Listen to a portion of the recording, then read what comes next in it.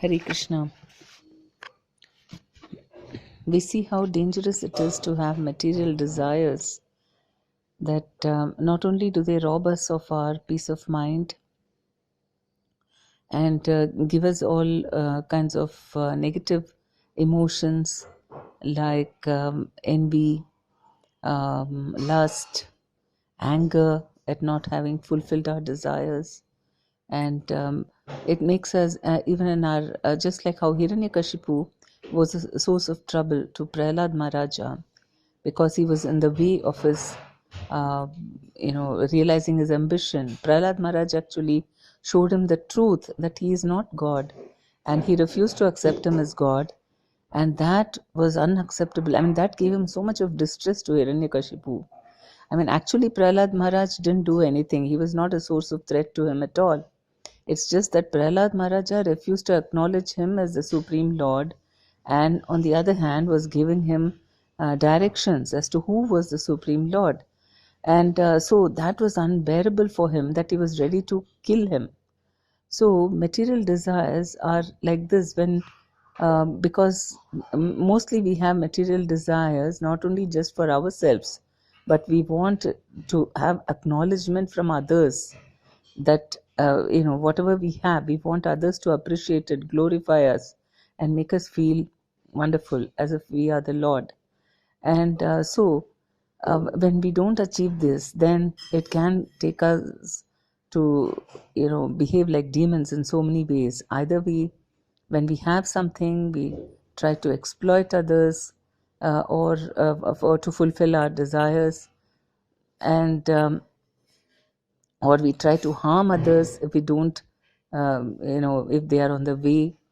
And somehow, so these desires actually are very demoniac. So we should not feel very complacent that after all, what is wrong in desiring? It's my life, it's my will, and it's for myself. No one else is affected. Of course, everyone will be affected when you have material desires.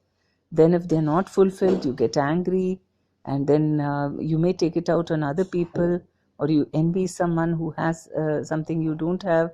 And and that's why, and it covers our consciousness completely, and we are blinded to see the truth.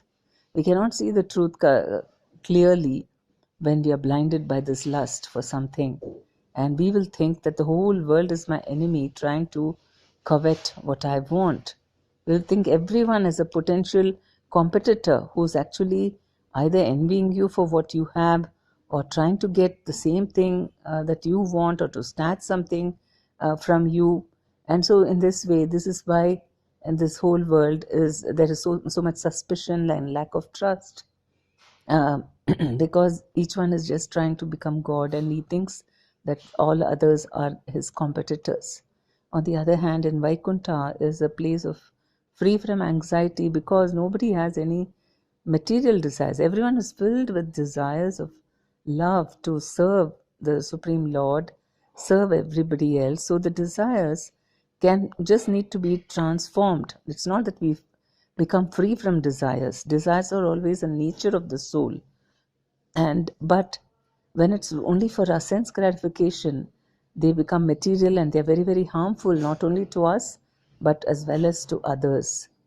And the same thing when we convert it for the service and pleasure of the Lord and other um, devotees, then they become very exalted. And so and there is a way to turn material desires into spiritual desires by dovetailing them to the service of Krishna. And in this way, our material desires also get fulfilled, and we also get spiritually advanced. So we have to all the time pray to the lotus feet of Lord Narasimha that our heart is filled with this desire to serve and please the Lord, and for the pleasure of him and the devotees. And so in this way we can overcome all our, and those desires which cannot be dovetailed, that we completely destroy them to the root, and we have only feelings of love and service and devotion in our hearts. So when we develop this mood of service and devotion, automatically it floods our heart, and all these weeds are immediately removed. like or easy to remove. His Holiness Jagtak Swami mentions about how this paddy fields, that they are always immersed with water all the time, so that the weeds do not grow, or the weeds can be removed easily. So, in the same way, if our hearts are flooded with love, with service attitude and devotion, then this weed of material desires will not be allowed to fructify. They can be easily pulled out. Because we are experiencing a higher taste, then the lower taste of sense gratification automatically disappears. But of course, we have to cry to the Supreme Lord Narasimha Deva to help in destroying this desire, and he definitely helps to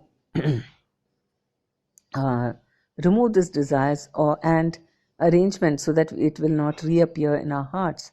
Only thing we require is sincerity to appeal to the Lord to help us to remove this Hiranyakashipu like desires which torment us and which are a source of trouble as well as others. um, Hare Krishna.